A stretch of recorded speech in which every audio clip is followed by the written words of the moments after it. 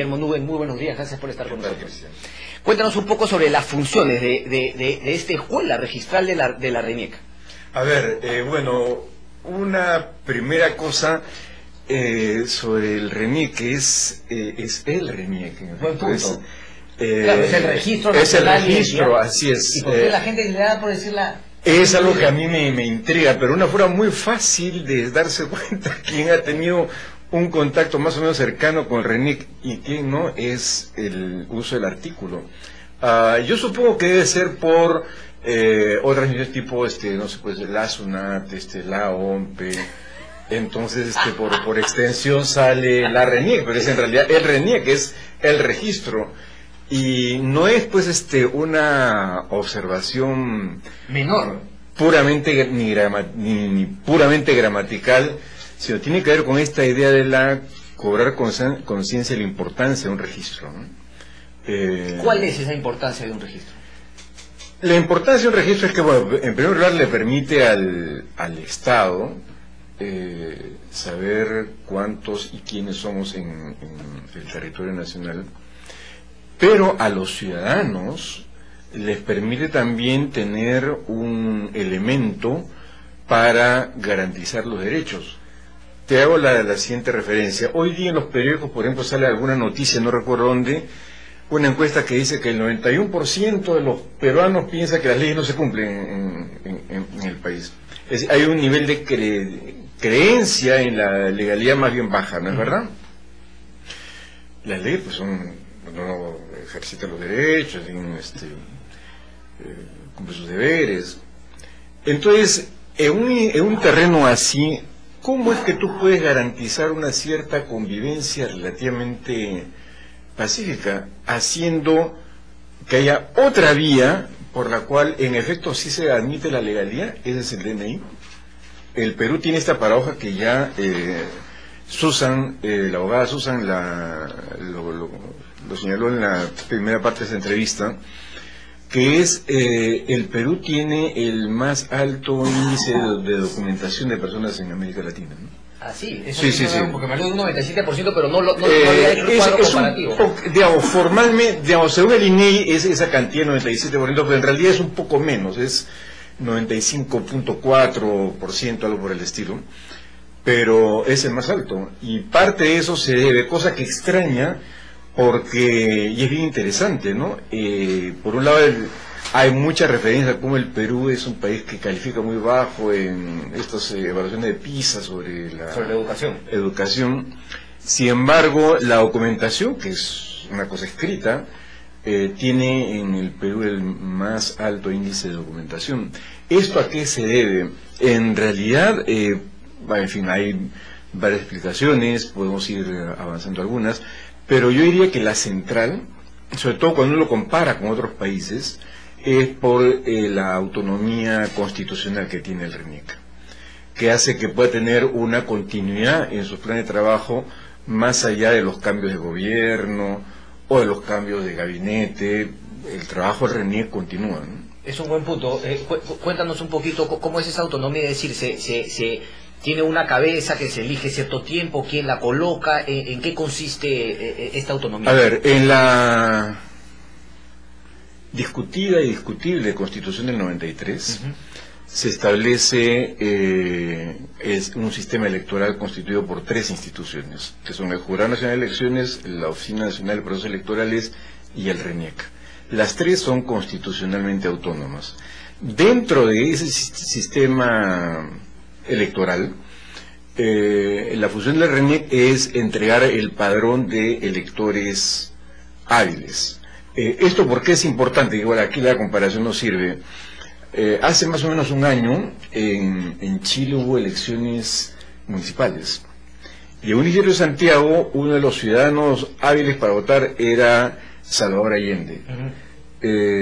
Si eso ocurriese en el Perú, sería un escándalo y la prensa pediría el día siguiente la renuncia del jefe del RENIEC o cosas por el estilo. Acá eso es más que improbable, es casi imposible que algo así pueda ocurrir por esta depuración permanente que hay de los ciudadanos en capacidad de votar. Pero aparte de eso, que es por lo cual el RENIEC forma parte del sistema electoral. Hay las funciones que ya la abogada Susan Villanueva señaló, que son las de llevar el registro de nacimientos, matrimonios y defunciones, el nacimiento además como lo que acredita la identidad, y el documento de identificación, que es el DNI, ¿no? Ahora, Guillermo, entiendo que tú eres director de la Escuela Registral de el RENIEC. Así es, el RENIEC, así es. Si es de esta entrevista, Cristian, le quedara claro a los espectadores que es el RENIEC, ya me doy por satisfecho, la verdad. Director de la Escuela Registral. ¿Por qué una escuela registral? ¿Qué papel cumple dentro de todas las funciones que realiza el RENIEC? Muy buena pregunta. En el RENIEC hay distintas instancias de dirección, gerencias, y una de ellas es la escuela, lo que ahora se llama la Escuela Registral, que tiene dos funciones. Una es la de capacitar a registradores civiles. En el Perú tenemos, lo que explica por qué tenemos ese alto nivel de documentación, es porque tenemos unos poco menos de 7.000 registradores civiles, de los cuales solo el 10% son trabajadores del RENIEC. El resto son trabajadores de las municipalidades, o sea, administrativamente depende de las municipalidades, pero funcionalmente del RENIEC. O sea, el RENIEC es quien le da los libros de nacimiento, inscripción de matrimonio y defunción. Estos casi 7.000 registradores tienen que recibir constantemente cursos de capacitación sobre cómo llenar una partida de nacimiento, cómo hacer las rectificaciones, cómo inscribir adopciones, y es un trabajo delicado y arduo. Entonces tenemos un equipo conformado por abogados, educadores, que se dedica a capacitar constantemente a los registradores civiles a nivel nacional, y es impresionante. Hay lugares, digamos, parte del problema en el Perú es que la geografía hace que muchos lugares sean de difícil acceso. Entonces, por ejemplo, en un curso en la oficina registral de Cajamarca, había un capacitador que venía de un poblado, si la memoria no me falla, se llamaba Bolívar, en la Sierra de la Libertad, que le había tomado llegar a Cajamarca, que era la ciudad más cercana, más que Trujillo, como cerca de 20 horas, digamos, de viaje. Y aquí hay un tema fundamental, porque uno diría, pero estos registradores que además son pagados por las municipalidades, cuando son pagados, ¿cómo así se echan este viaje de 20 horas para una capacitación? Y aquí aparece un elemento que rara vez se destaca, y es que la condición de registrador civil es, en muchos casos, es un honor. O sea, es un prestigio en la comunidad ser el registrador civil. Pero es que es increíble cómo ese tipo de cosas, una vez que uno llega al mundo urbano, al tema citadino, se olvidan. Y por ejemplo, aquí yo he estado viajando mucho a provincia, y también, por ejemplo, el juez en ciertos poblados de provincia es un honor también. A diferencia de aquí en Lima, que uno ve a un juez pues como una persona no corrupta, qué sé yo, ¿no? Ese tipo de cosas. Y además la idea de honor, Cristian, está relacionada con algo que es crucial, que es un sentido de autoridad. Correcto, que además no se lo irroga él solo, sino la gente se lo da. Y la gente te da, eso es clave. Por lo tanto, la diferencia entre la autoridad y el poder es que si tú tienes solamente el poder y sales a la calle, tienes que estar pues con 3 carros blindados, correcto, 40 policías rodeándote, chalecos antibalas. Si tienes autoridad, la autoridad te la da a nosotros. Correcto. Bueno, es lo que yo siempre he dicho en todos los sitios donde uno trabaja, ¿no? La diferencia entre jefe y líder, ¿no? Uno puede ser jefe porque ahí lo pusieron, pero el líder pues tiene un tema natural que hace que la gente lo siga. Así es. Un abrazo para Chumpi. Yo le quería hacer una pregunta. ¿Qué tan importante es la tecnología hoy por hoy en la labor que cumple la RENIEC? El RENIEC. El RENIEC, bueno, es la tecnología digital. Esto es un punto que me parece importante cuando se menciona tecnología. Cuando uno habla de la palabra tecnología, en realidad uno está haciendo como una abreviatura para referirse a la tecnología digital. Porque, digamos, La escritura, lo que uno pone en un papelito, es tecnología del intelecto. Lo que pasa es que, bueno, ha habido una evolución, hemos pasado de la cosa puramente manual a una tecnología mecánica, que es la de la imprenta. Luego hay una tecnología eléctrica, que fue la que estuvo el origen del televisor, la radio. Y luego pues había una revolución tecnológica, entonces tenemos ahora una tecnología digital. Pero uno podría cuestionar que finalmente esa tecnología digital siempre surge de esa tecnología intelectual. Es decir, no hay tecnología digital que no haya sido creada por el intelecto del ser humano. Ah, sí, claro, pero digamos, el primer instrumento, como toda herramienta, es el primer instrumento que te permite llegar lejos es la escritura. Okay. Es decir, sin escritura llegas a la distancia que llega tu voz. A tus amigos, tus conocidos, el pata que vive en la casa del frente, pero digamos, sales del barrio y ¿quién eres? Para eso necesitas la escritura. Ahora, si además esa escritura la puedes acelerar espectacularmente mediante un recurso como la tecnología digital, sí, claro, eso es fundamental. Pero sí me parece importante la idea de tecnología, cuando uno habla de tecnología se habla de tecnología digital en sentido estricto.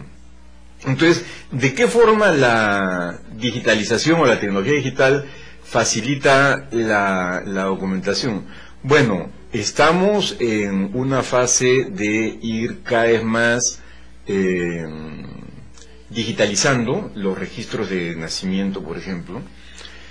¿Que eso qué implica? Que si alguien nació en Trujillo, por ejemplo, y estás trabajando en Tacna, y bueno, por alguna razón pues consigues un trabajo en Tacna y dices sus partidas de nacimiento y qué sé yo. Antes era pues llamar a Tacna, a Trujillo, y dame la gauchada, tráeme la partida. No, ahora se supone que tú vas a la oficina del RENIEC en Tacna y pides tu certificado, tu acta de nacimiento digitalizada. Eso yo tenía una pregunta, porque Susan nos comentaba que ahora todo va a ser también no digitalizado y qué sé yo, pero ¿las partidas antiguas también se han digitalizado ya? Se están digitalizando. Okay, es un trabajo es un proceso espectacular, porque cuando se culmine eso, que será en unos pocos años, pues es un trabajo que se hace las 24 horas y los 7 días de la semana. Vamos a tener un archivo digital impresionante, es decir, y es algo que me interesa también destacar como parte de la actividad del RENIEC, es visto hacia el futuro. El RENIEC se perfila como la principal fuente de archivos históricos del siglo XXI. Es decir, vamos a tener ya tenemos un impresionante archivo donde están los documentos de identidad del siglo XX. correcto. Y ahora, si esto lo digitalizamos en el siglo XXI, pues sí, el acervo de información que se va a tener para historiadores de futuras generaciones va a ser una cosa espectacular. O sea, ya no va a tener que viajar mi madre hasta ya no va a tener que ir hasta... En efecto, ya para ver la partida de nacimiento de Arguedas va a estar digitalizada y ya la va a poder pedir desde Lima. Así es. Bien, Guillermo, una última pregunta. Solamente tengo la curiosidad, ¿qué tan difícil, qué tan complicado es para un joven por ahí de 14 años que vive en la selva, en algún lugar inhóspito, y que finalmente a él no se le pudo registrar? ¿Qué tan fácil es para él a los 14, 15 años, digamos ya... por ahí trabajando y qué sé yo, qué tan fácil puede ser empezar a existir en nuestra sociedad? Bueno, eso es una de las cosas que más ha cambiado gracias al trabajo del RENIEC, y lo que hace que el trabajo en esta institución sea tan fascinante, y es que no obstante la geografía tan desafiante con la que contamos, desafiante con todas las potencialidades y todos los obstáculos que presenta, sin embargo se ha llegado a un nivel de documentación bastante alto. De hecho, ese 4.6% pendiente de documentación, claro, están las poblaciones probablemente no contactadas y gente mayor, por ejemplo, que gracias a la pensión 65, gente que nunca necesitó, porque en fin, eran pues en su caserío, todos lo conocían y ya no, para qué iba a sacar un documento. Mucha gente se está documentando a una edad mayor. Los jóvenes de 14, 15 años Mira que no deben tener en principio tantos problemas, porque para inscribirse en el colegio se les pide DNI.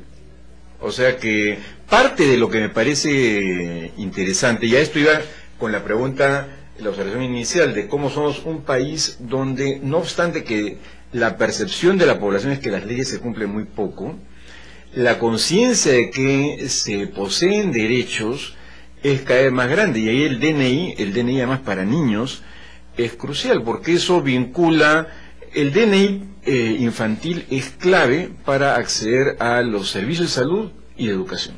Correcto. Entonces, eso me parece que hace no solamente que la gente que quiere ir al colegio o a un servicio de salud necesita el DNI, no, es al revés también. Es decir, la gente que ya tiene que ha sacado un DNI para sus niños, para sus hijos, es porque ya asume que entre otras cosas tiene un derecho a la educación y al servicio de salud. Eso es importante. Yo siempre menciono que, claro, ¿no? La ciudadanía viene con derechos y obligaciones. A veces la gente se olvida de las obligaciones y solamente pide sus derechos.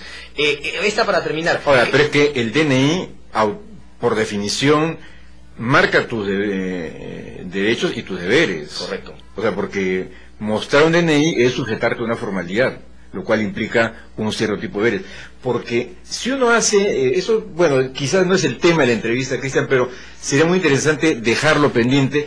Sí sería bueno hacer unas sumas y restas sobre qué es lo que menos se ha, digamos, cumplido en el Perú como país, como sociedad, como Estado. Los derechos o los deberes, ¿no? Porque tengo la impresión que no es que por igual derechos y deberes no funcionaron. Ahí habría que, quizás según los temas... A ver, rápidamente ya me levantaste la curiosidad. ¿Qué crees tú que ha funcionado más? ¿O que la gente ha interiorizado más? Yo creo que el mayor déficit ha estado por el lado de los derechos, ¿no? De lo contrario tendríamos ya desde 1920 por lo menos un sentido de ciudadanía más o menos asentado. Y ciertamente la ciudad. Quizá podríamos hablar de que algunas personas que han tenido los derechos se han olvidado de los deberes y muchos otros solamente, digamos, no han podido ejercer sus derechos. Porque la idea de derechos y deberes supone justamente someterse al mundo de la escritura, pues del documento. La ley no existe como... Y de la legalidad. La ley es un papel escrito. Para que la ley como papel escrito tenga vigencia, entre otras cosas que necesitas, un sistema educativo público de alcance nacional, lo cual debió haber ocurrido en el siglo XIX, ¿no es verdad? Se podría extender mucho. Una última para... Bueno, te digo, para dejarme ahí el rocotito.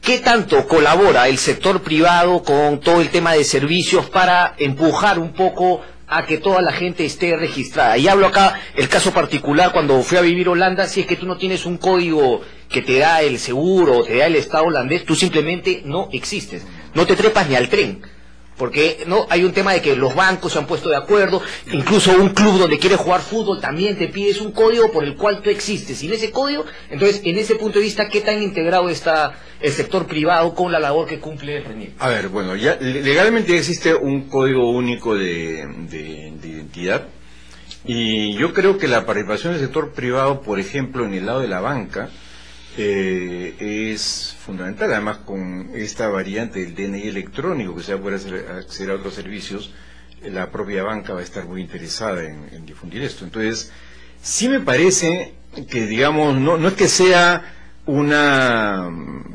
especie de varita mágica. Yo creo que parte de los problemas que como colectivo hemos tenido es que siempre estamos buscando soluciones mágicas, pero digamos que la generalización del DNI es un excelente piso inicial para pensar en serio una formalización del país, ¿no? Correcto. Guillermo Nubem, un placer. Lo mismo, Cristian. Bien, muchas gracias. Bien, nosotros vamos llegando al final del programa, vamos a comentar algunas más. Dice, Alexander dice, ¿cuál impasse? Los reos que cumplen su condena, simple, ¿cuál impasse? Repite. Claro, bueno, eso habríamos que retroceder un poco y plantear la pregunta, ¿no? Si es que finalmente la prisión, el encarcelamiento de Fujimori, eso no un problema político. Claro, uno podría comentar que finalmente ese problema lo proyecta la propia bancada fujimorista desde el Congreso. Algunas respuestas más. Dice, no, ¿qué más domicilio que donde está? Videla, de 87 años, condenado a perpetuidad, murió en prisión, creo que te referías. Pregunta... No, responde, que siga como está. Avi Basdel, el mayor delito de Fujimori es el genocidio moral de la nación, que permite plantear y casi vetar aberraciones como esta. Bueno, me interesó porque la pregunta venía, ¿no?, desde la Banana Republic, y creo que la gente es consciente, ¿no?, de que el imperio de la ley es fundamental. Entonces nada de cambiar las leyes con nombre propio para solucionar un problema. Uno tiene que regirse por la ley, porque en algunos momentos puede el viento soplar a su favor, pero en otros en contra, y sin la ley te quedas calato, maestro. Lo siento por el señor, pero es principio jurídico que no hay ley con nombre propio o dirigido a una persona. Si caso Fujimori es impasse, en el penal de Lurigancho tenemos miles de impases. ¿Cuál impasse con Fujimori? Nos dice Raúl. Llamar impasse al caso de un delincuente cumpliendo condena es patético. Bien, muchas respuestas.